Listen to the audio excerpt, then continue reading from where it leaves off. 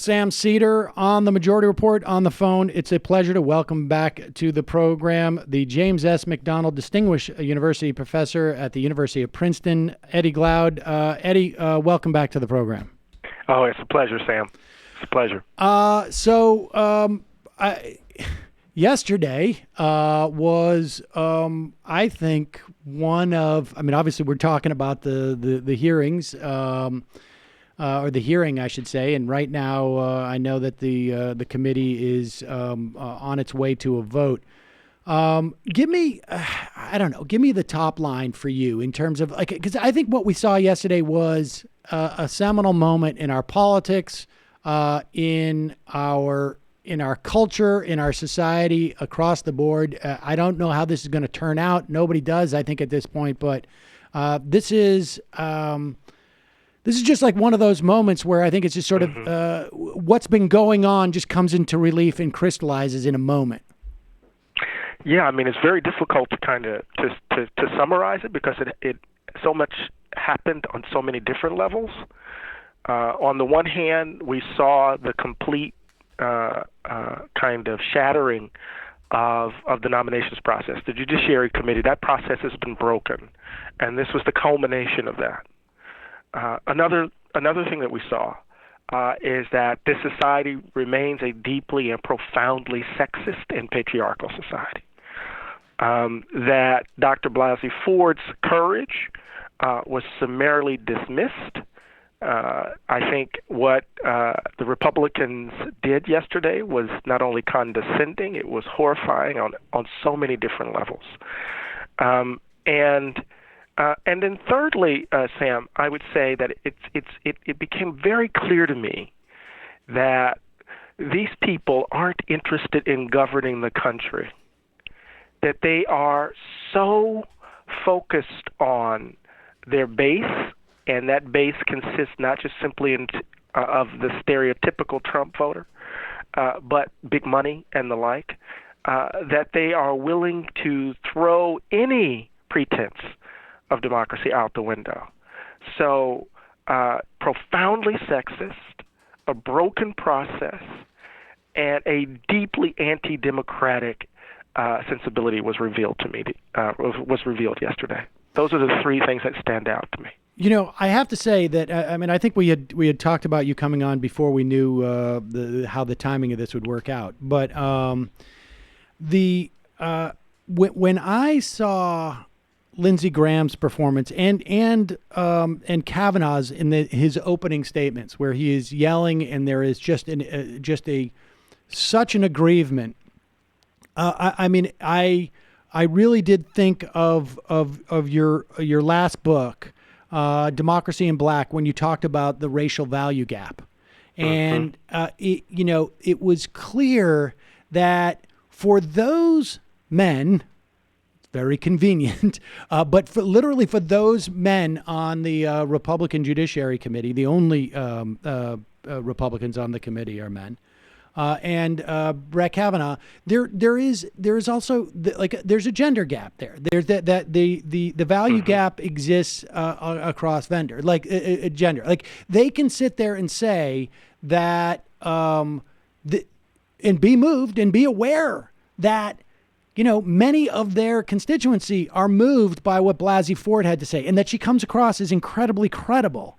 But yet, still there's this indignation that is a function of okay, yeah, that happened to her, but still, I'm a guy. I'm en route to becoming a great man, and that youthful indiscretion that may have made her life veer off in a horrible direction, or deal with stuff for a decade or two or more, that is just not as important as what I can become here. Oh, absolutely. We saw on full display the rage and indignation of patriarchy under threat. I was stunned as I watched Kavanaugh scream and yell and condescend and evade and declare how hard he worked to get to Yale and what he has done. It seemed as if, and of course Lindsey Graham just I mean, is a kind of question that is being asked across the country. What do people have over this guy that he could become so unhinged? What does Trump have over him or something? This is a question that I've been asking myself, because yesterday was a despicable display. And I think you're absolutely right, Sam, that there was this assertion of the privilege, of the benefit, of the largesse of being a white man, that somehow Brett Kavanaugh believes that this belongs to him, that he deserves to be appointed no matter what is said of him. And the quickness with which they dismissed the compelling testimony of Dr. Blasey Ford, their willingness to not pay attention to obvious moments of corroboration of her story, even looking at this calendar of Brett Kavanaugh's and seeing that he mentioned that he was going out with PJ, right? I mean, which corroborates a part of her memory, or I mean, just basic things, and then to just simply disregard what all of us saw with our own eyes, irrespective of our ideological orientation. Sam, we saw it, we heard it. And it just seems like a baseline fairness would be to ask for an FBI investigation, but they don't care about that either. Right. Because it's a pure power play. I mean, it is interesting to wonder, like, I guess what also amazes me about this is that, Brett Kavanaugh, I think, is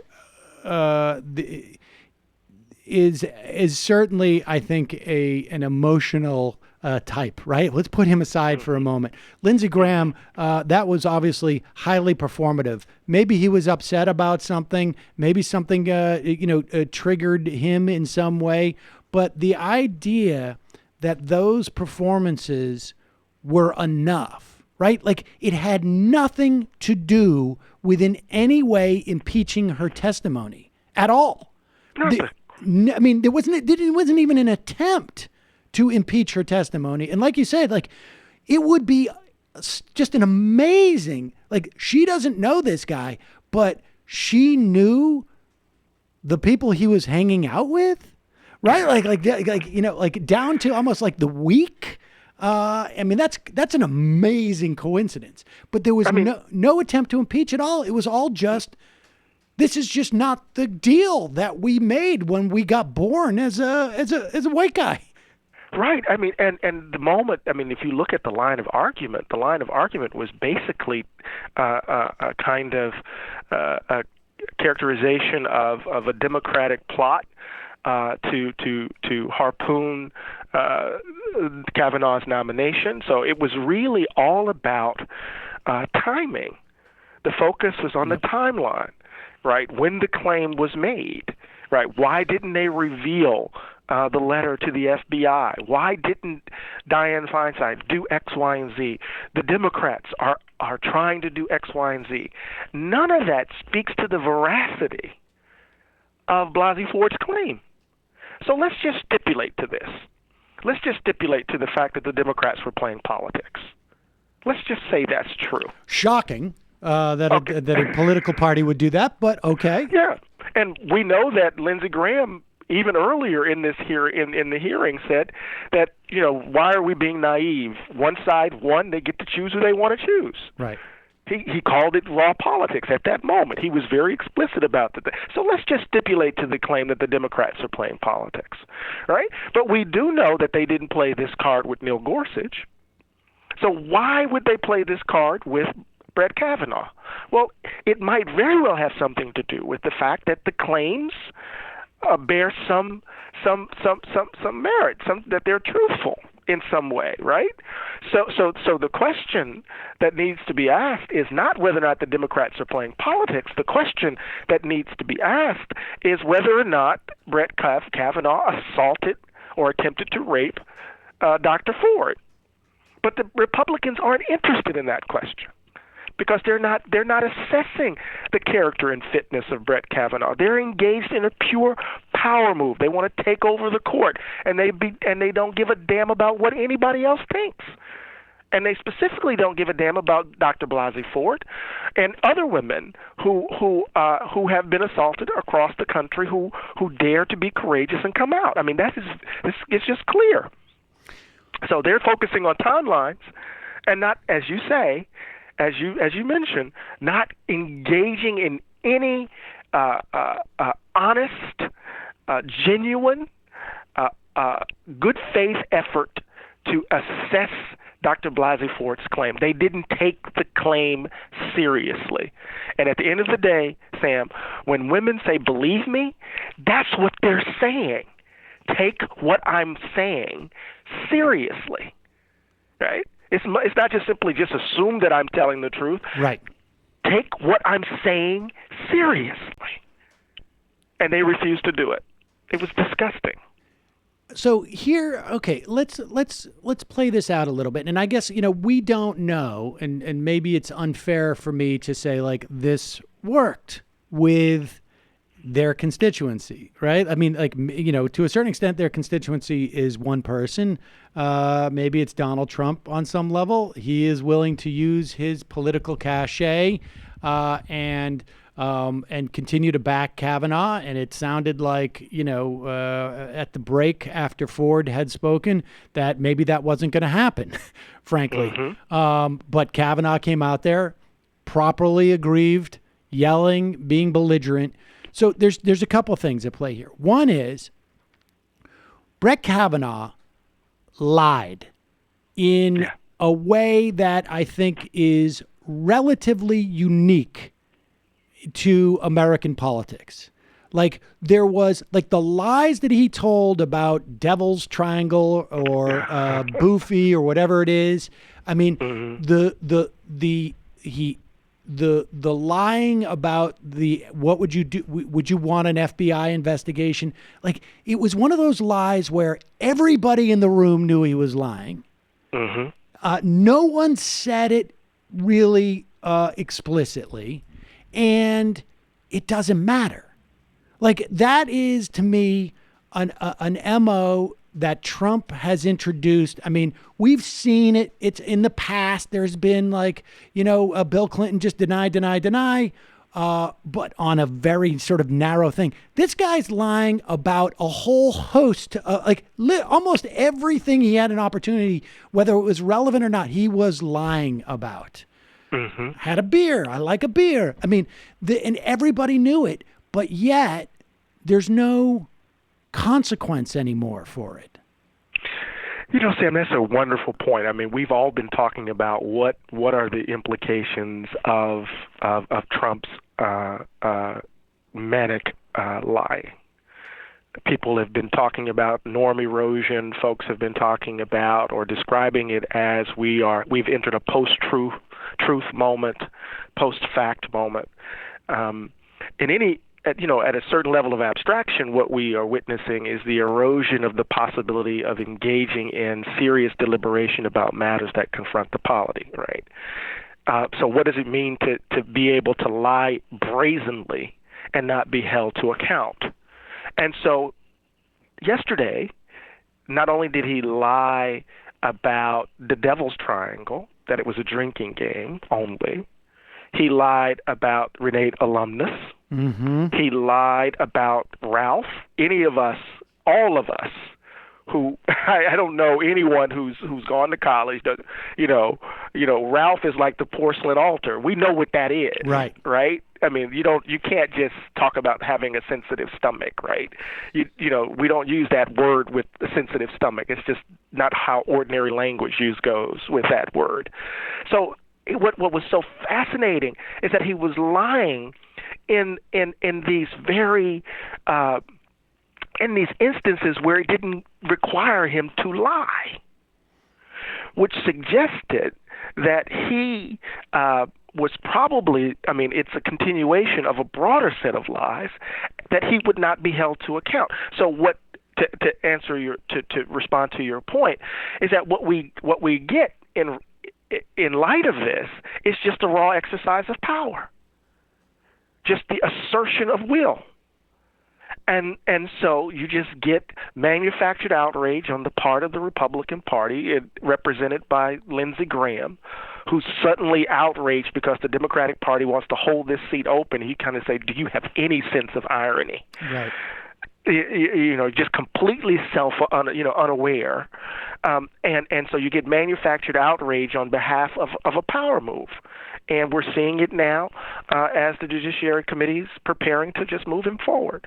I mean, what does it mean to live in a post-truth, post-fact society? It's just the will to power. It's just the will to power. This is like it's gone beyond post-truth. It's almost like post-plausibility, right? like honestly, like it's one thing to get up there and say, we can't have a deficit, or something like this. Say something like where there's some nuance, or you need to have some level of sophistication, but is there any grown person over the age of 15 who doesn't know, Ralph, or there's no one who believed that they did this Renate alumnus thing as an homage to her. I mean, first of all, his lawyer, when it first came out, said it was because he had kissed her. But even put that aside, we all know what that is. I mean, in some ways, it's like there should be a societal shame about it because, and I imagine this stuff still goes on in many respects, but certainly that era, having been more or less the exact same age as Kavanaugh, that era was full of that type of stuff. You can see it all over the so-called comedy movies of that era. Exactly. But there's no shame about it. It's just like, we're going to pretend it never, we're going to pretend like it just didn't happen. Like, it's not like, no, no one in that room, there's no one in that room who believed that. And yet it is not, everybody walks out and go like, that we don't know he's lying. Like, certainly his wife and his whoever was sitting behind him crying, looking like they were just retching, they knew he was lying about that. Oh, and again, Sam, it's about the smallest of things, right? I mean, about the smallest of things.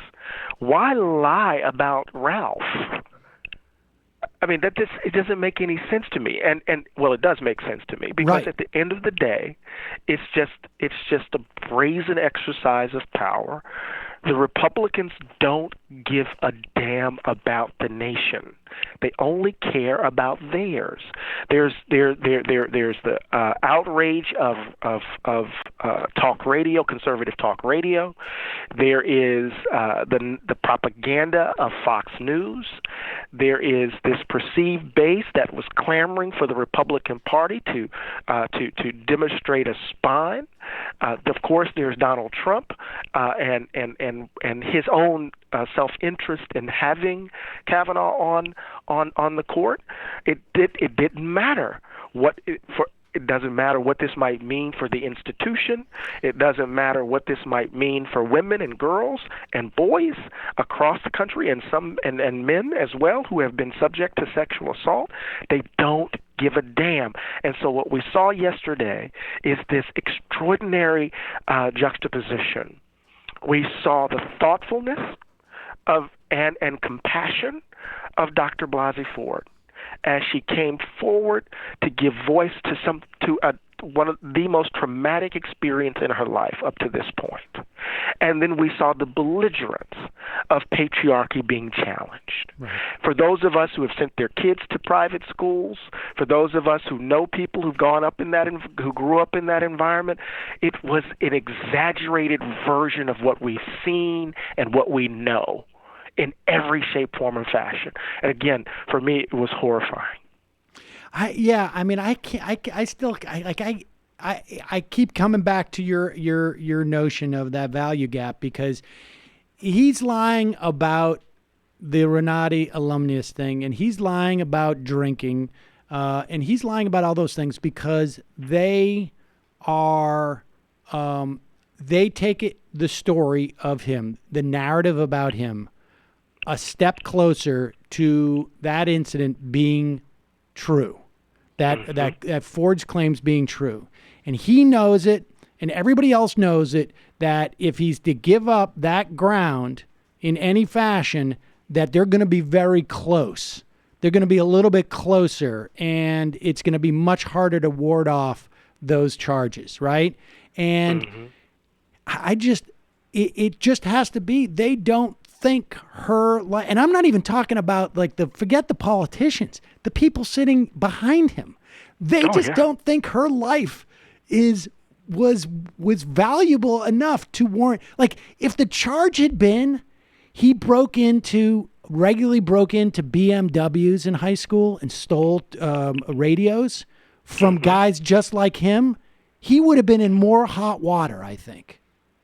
I think that's right, Sam. I think part of the society that we live in, and I opened with this, is that we live in a deeply and profoundly sexist and patriarchal society. And what follows from that is precisely the claim that you're making, and that is that women are less valued, that girls are less valued than boys and men.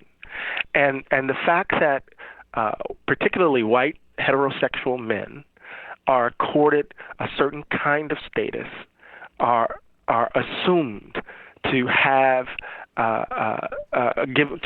access to the benefits of empire, to the spoils of empire in ways that others do not. That we see that value gap, right, evidenced in very specific ways in our day-to-day lives and in these very dramatic moments. So let's be very clear. What Dr. Blasey Ford just did yesterday, there are women right now, women of color right now, on strike with McDonald's workers because of sexual harassment, right, because of sexual assault. They want better conditions in their work environment. So women who aren't in the elite, who don't, aren't around country clubs and going to private schools in Washington, D.C., aren't professors at Palo Alto or research instructors at Stanford, but women who are serving hamburgers and chicken nuggets are experiencing sexual assault right now. But in this society that is so profoundly sexist and patriarchal, right, their experiences are marginalized and they're not taken seriously, even when they come out. And so what was on full display yesterday is what's at the heart of Make America Great Again. At the heart of Make America Great Again, Sam, is this reassertion of white patriarchal power, right? This reassertion of a certain way in which this country functions, and it has every implication for people of color and for women across the board. What do you think happens? I mean, one of the things about the Anita Hill hearings is that it wasn't.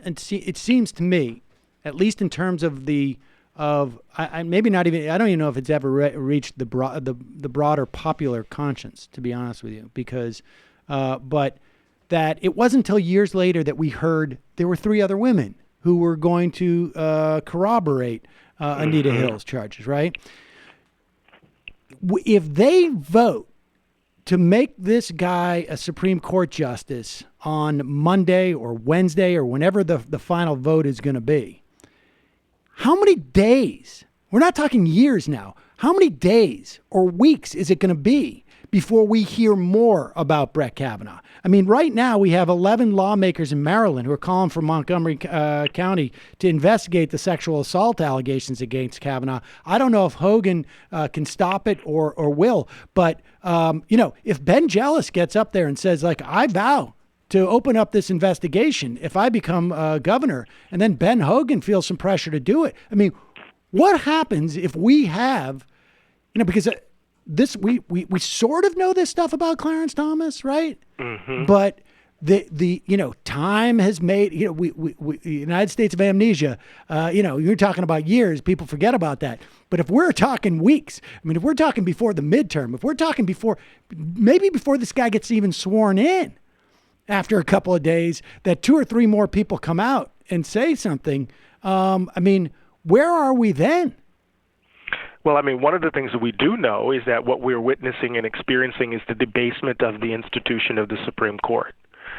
We've seen the office of the presidency compromised by the shenanigans and the absurdity of Donald J. Trump.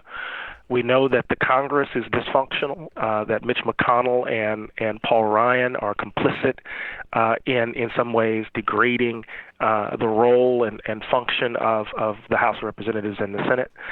And now we see the Supreme Court caught up in this, right? And I don't want to say that this is a result of hyper-tribalism or anything like that. It's the result of particular actors.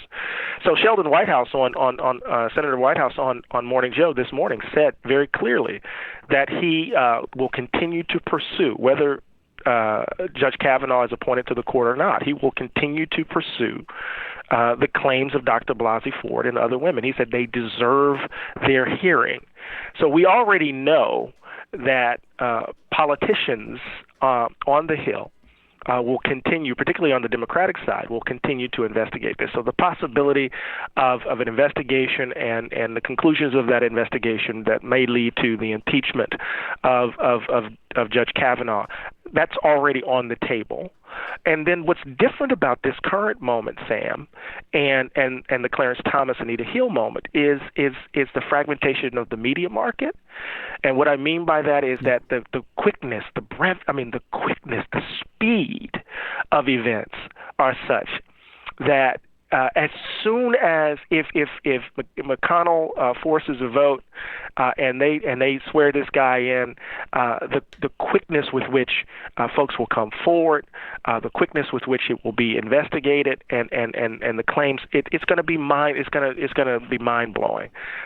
So the difference, of course, is that Clarence Thomas didn't exist in this media environment. Right. Judge Kavanaugh does. And it's going to have an impact. If I was Susan Collins or Murkowski or Joe Manchin, that would be the thing that keeps me from voting for him. Right? Is like in a week, it's one thing. It took 10 years to find out I made the wrong mistake. But if people find out that you made a vote, such a consequential vote like that, so incorrectly. I mean, obviously, all the Republicans across the board would be making that vote, but these are people who are sort of like, on the bubble. That to me is, from a sheerly political standpoint, has got to be the one thing that they're wrestling with. Like that Sheldon Whitehouse has said, I'm not going to let this go. Like, this is going to be my project. That's got to make them very nervous, I would imagine. Well, you would think, but one of the things that we've talked about even today is the fact that people don't feel as if they have to be worried about being held accountable. Right. You can just lie brazenly. You don't have to worry about being held accountable. I think as long as we have the Fox noise machine, even with the various media platforms, there are ways in which a counter-narrative will get out there that will, at least some of these folks believe, that they will provide them cover. I don't understand what Joe Manchin is doing. I think his numbers are such that he doesn't have to worry about the political fallout of this in West Virginia. So for people to read it as a political calculus on his part, I think is wrong. I think he's making a decision that is a reflection of his character, not just simply a political calculus.